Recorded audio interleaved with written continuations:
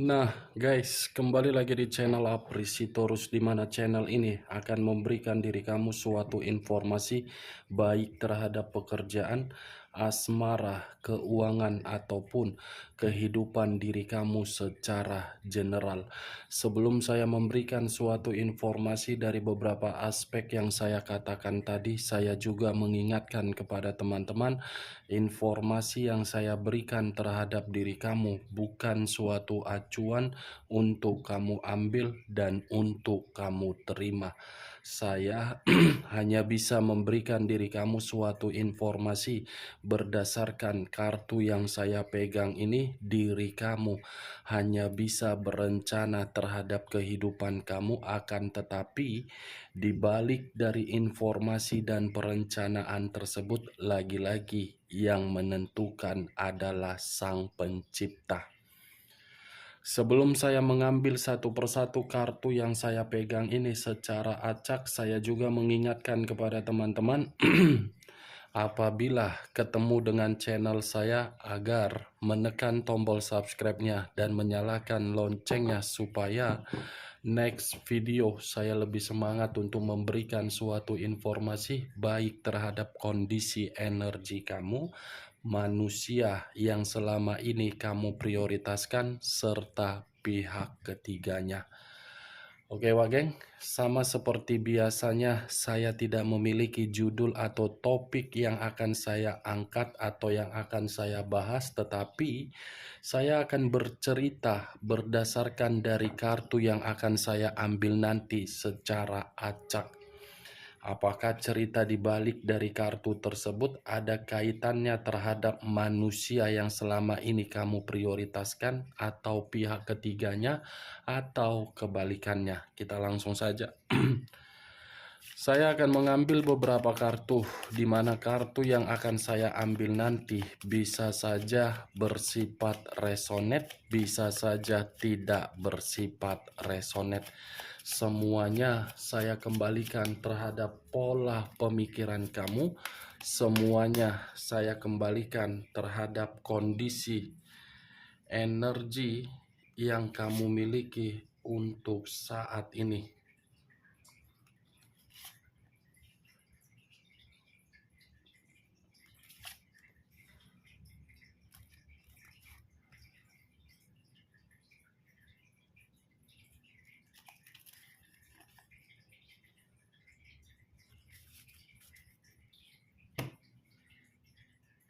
Nah, guys, di depan saya ini sudah ada beberapa kartu yang sudah saya ambil secara acak satu persatu dari tumpukan kartu yang saya pegang tadi. Apakah informasi atau cerita di balik dari kartu yang ada di depan saya ini akan memberikan suatu gambaran yang bersifat positif atau kebalikannya? Kita langsung terhadap kartu pertama. Muncul kartu ini. Sekali lagi saya mengatakan muncul kartu yang saya pegang ini, di mana kemunculan kartu yang saya pegang ini seperti memberikan suatu isyarat dan berbicara terhadap kondisi satu energi, yang dimana kondisi energi tersebut untuk saat ini saya melihat dan saya merasakan sepertinya ada satu bentuk pergerakan, tetapi bentuk pergerakan ini saya kategorikan bersifat negatif. Kenapa saya mengatakan kondisi negatif atau bersifat negatif? Karena satu energi tersebut berusaha untuk memberikan suatu peluang terhadap diri sendiri, tetapi peluang itu selalu ada hambatan atau rintangan. Hambatan ataupun rintangan bukan karena keinginan dari satu energi tersebut, tetapi dari orang lain. Kalau saya mencoba untuk mengarahkan kartu yang saya pegang ini terhadap posisi energi yang dimiliki oleh orang lain atau pihak lain, serta mengesampingkan satu energi yang saya katakan tadi, kartu ini membuktikan bahwasannya pihak lain ini seperti keras kepala. keras kepala karena mungkin sangat sulit untuk diarahkan di dalam situasi yang benar-benar membuat pihak lain bersifat positif.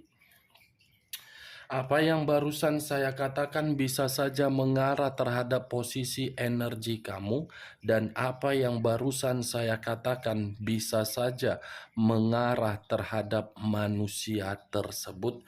Akan tetapi, sebelum saya memberikan suatu informasi terhadap kemunculan kartu yang saya pegang ini, terlebih dahulu saya akan mengarah terhadap diri kamu. Di mana ketika diri saya mengarah terhadap posisi energi kamu, baik secara pemikiran, perasaan, ataupun kondisi batin kamu, dari ketiga aspek yang barusan saya katakan tadi, saya mengategorikannya belum stabil, belum seimbang. Kenapa? Antara pemikiran dengan kondisi batin masih bertolak belakang. Antara perasaan dengan kondisi batin masih menyimpan situasi kekecewaan. Antara perasaan dengan pemikiran masih belum bersifat jernih. Ya, bagaimana mungkin diri kamu ini bisa mendapatkan suatu kestabilan, bisa mendapatkan suatu keseimbangan, sementara diri kamu berada di dalam posisi yang dimana posisi kamu ini masih dikelilingi oleh berbagai orang yang berkarakter seperti iblis. Ibarat satu tanaman yang saya umpamakan posisi diri kamu. Tanaman kamu merawat dengan penuh kasih sayang, kamu memberikan bibit, kamu memberikan segala usaha kamu agar tanaman tersebut bisa memberikan hasil sesuai dengan keinginan kamu. Tetapi kondisi ilalang yang ada di sekitaran tanaman kamu memberikan suatu dampak negatif di dalam tanaman tersebut. Ya, seperti itu diri kamu. Kamu berusaha untuk berdiri tegak, kamu berusaha untuk bebas, kamu berusaha untuk merdeka, tetapi di sekeliling kamu masih saja ada orang yang ingin menjatuhkan diri kamu. Masih saja menimbulkan berbagai konflik. Ini dia. Kartu pertama terdiri dari 9 tongkat. 9 tongkat dalam arti kamu terlalu banyak memberikan energi positif terhadap orang lain, tetapi energi positif kamu ini diubah oleh orang lain menjadi energi negatif, yang ujung-ujungnya kamu hanya dianggap sebagai lawan, baik secara komitmen, hubungan pekerjaan, hubungan bisnis, dan termasuk hubungan di antara ruang circle kamu.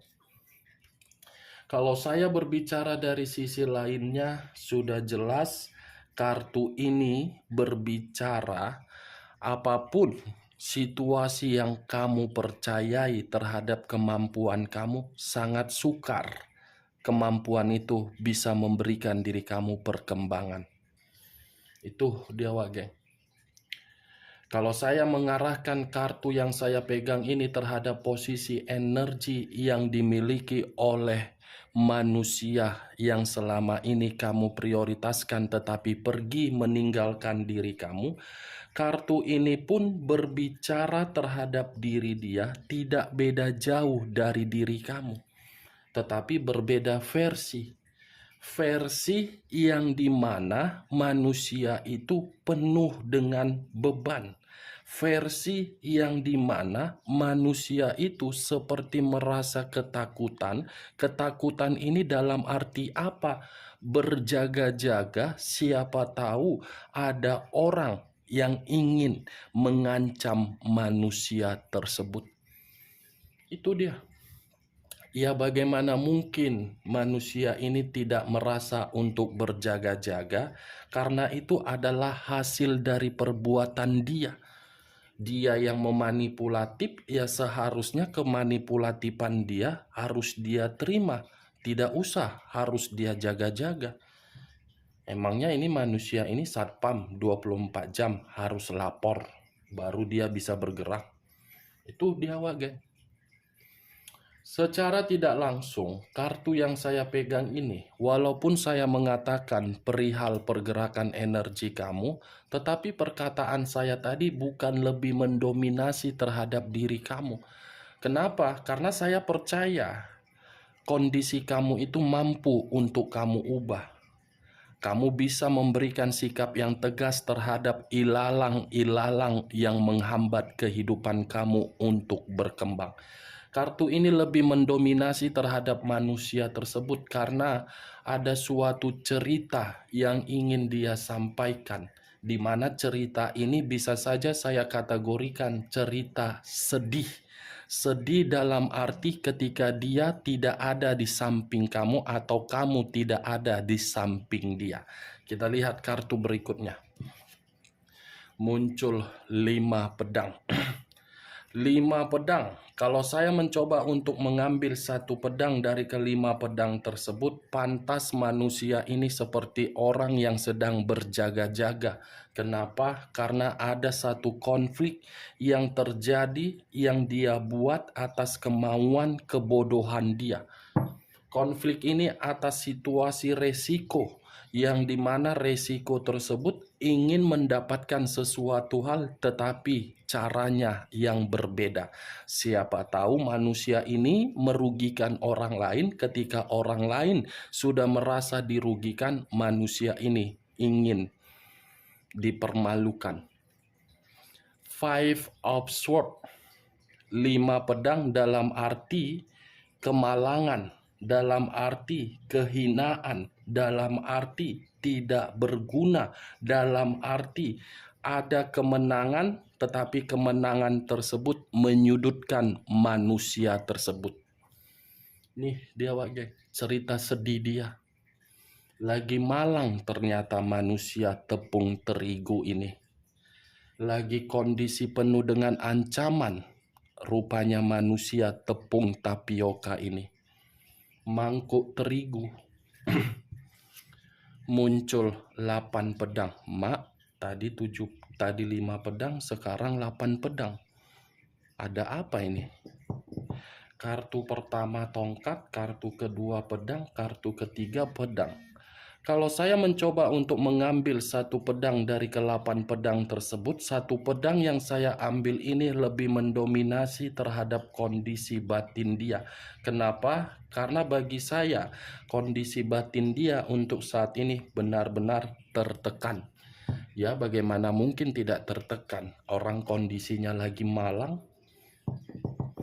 Tetapi kalau saya berbicara dari sisi lainnya, geng, kemunculan 8 pedang ini pun bisa saja berbicara terhadap manusia tersebut. Ada rasa ketakutan yang begitu sangat mendalam. Dan ada situasi atau kondisi yang dia prioritaskan, tetapi apa yang sedang dia prioritaskan tidak sesuai dengan keinginan dia. Kalau saya berbicara dari sisi lainnya, dengan kondisi mata tertutup, saya rasa mata tertutup ini seakan-akan memberitahukan ada masalah dan ada suatu paksaan di dalam kehidupan dia, yang dimana paksaan ini membuat diri dia ingin berlari, ingin berteriak, ingin bebas, ingin menikmati suatu kehidupan yang penuh dengan kemajuan. Itulah resikonya. Tepung tapioka lagi bercerita bersedih. tepung terigu, lagi menerima kemalangan. Ini dia. Kan nyata bentuk kekecewaan itu, nyata bentuk tabur tuai itu, nyata bentuk karma itu. Ketika bersama dengan diri kamu, dia menghambat perkembangan kamu. Ketika bersama dengan diri kamu, dia menganggap diri kamu sebagai lawan. Ketika dia menganggap diri kamu sebagai lawan, dia memberikan berbagai rintangan, tetapi mengharuskan diri kamu untuk memprioritaskan dia. Ketika diri dia memperlakukan diri kamu seperti itu, ujung-ujungnya ketiga kartu yang saya pegang ini berbicara mengenai cerita sedih dari tepung tapioka tersebut. Ini Dewa Geng. Bagaimana? Cocok kau rasa dengan ucapan saya tadi? Ya, kalau menurut diri kau cocok, silakan angkat.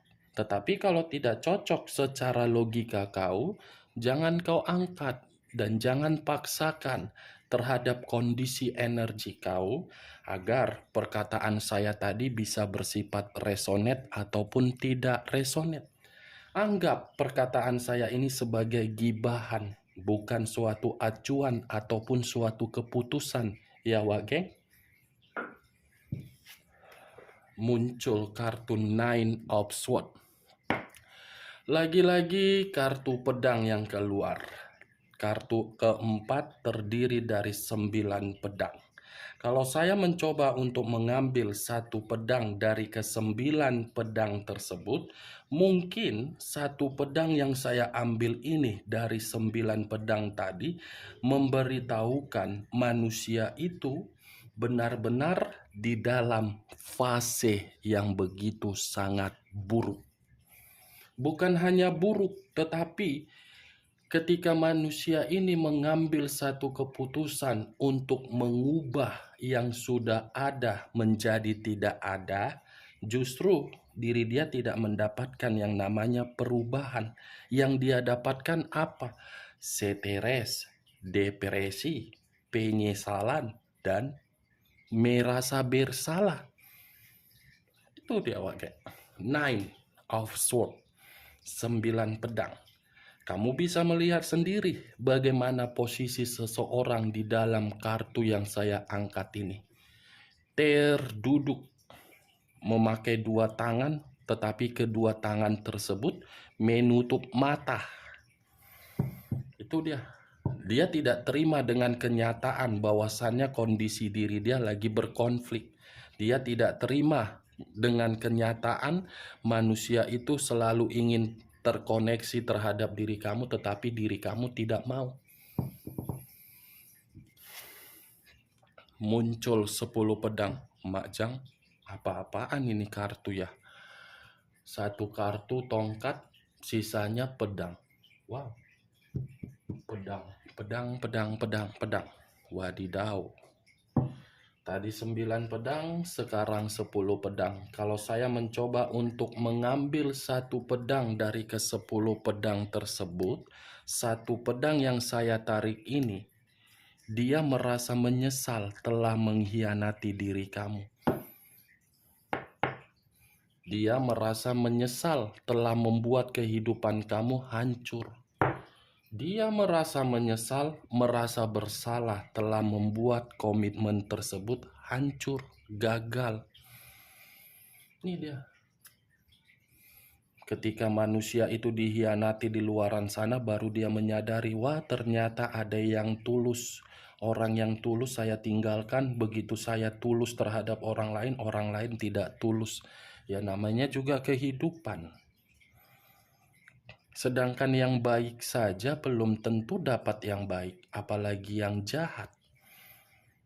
Itu dia.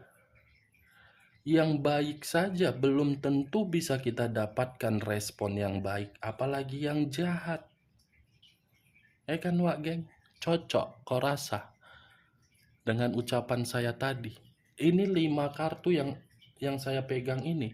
Cerita sedih dia.